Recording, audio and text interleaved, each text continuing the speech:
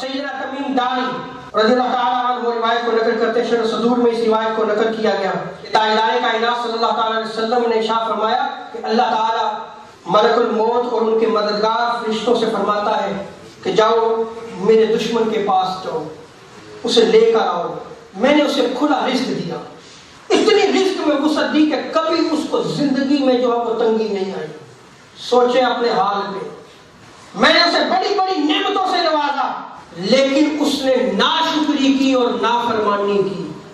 اگر یہ مال و دولت نافرمانی کی طرف لے جائے، ناشکری کی طرف لے جائے تو یہ عذاب ہے، اور جب فرشتے جو ہے وہ روح کو قبض کرنے کے لیے آئیں گے اس وقت کے حالات بڑے شدید ترین ہوں گے۔ پھر یہ رب تعالیٰ جو ہے وہ ان فرشتوں سے فرماتا ہے جن کی ڈیوٹی لگائی گئی ہے کہ اس روح کو قبض کیا جائے، وہ ملک الموت ہیں اور ان کے مددگار فرشتے ہیں۔ ان ملائکہ سے جو رب تعالیٰ ارشاد فرماتا ہے اس کو میرے پاس لے کے آؤ، آج میں اس سے انتقام لوں گا۔ انسان کس چیز پہ جو ہے وہ غرور اور فخر اور تکبر کرتا ہے؟ وہ زمین پہ چلتا ہے تو اکڑ کے چلتا ہے، مال و دولت کی طرف دیکھتا ہے تو کہتا ہے کہ مجھ جیسا جو ہے وہ کوئی بندہ نہیں ہے۔ وہ غرباء کو حقیر جانتا ہے، مساکین کو حقیر جانتا ہے، ظلم کرتا ہے، اللہ کی نافرمانیوں میں زندگی بسر کرتا ہے۔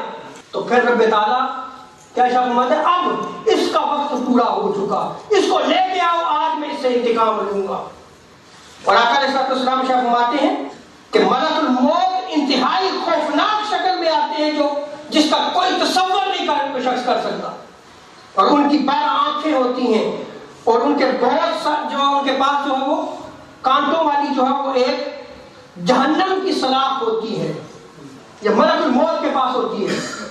اور آگے آقا علیہ السلام کا ارشاد فرماتے ہیں کہ ان کے ساتھ 500 فرشتے ہوتے ہیں جن میں سے ہر ایک کے پاس دھواں، انگارے اور آگ کے بھڑکتے ہوئے کوڑے ہوتے ہیں۔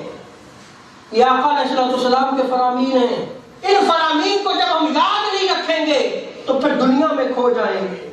اور ملک الموت کانٹوں والی سلاخ اس طرح جو ہے وہ مارتے ہیں، جو سلاخ انہوں نے پکڑی ہوتی ہے ملک الموت نے، اس طرح مارتے ہیں کہ ہر کانٹا اس شخص کی ہر رگ میں داخل ہو جاتا ہے۔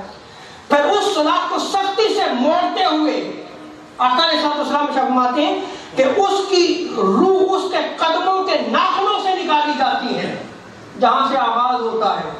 اس وقت اس دشمن خدا پر آقا علیہ السلام فرماتے ہیں کہ بے ہوشی طاری ہو جاتی ہے۔